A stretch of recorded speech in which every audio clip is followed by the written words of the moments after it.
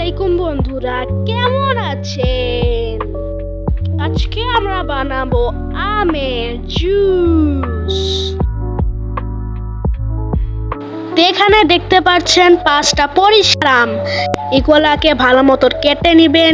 Cater পর এগুলাকে ব্লান্ডারে দিবেন। ব্লান্ডার করার পর একটু চিনি দিবেন। একটু চিনি দেওয়ার পর পানি তো হবে মাঝখানে।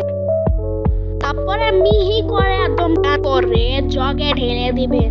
তারপরে আপনারা স্বাদের জন্য দুধও মিলাইতে পারেন, হ্যাঁ, স্বাদের জন্য। তারপরে হয়ে যাবে আমাদের জুস।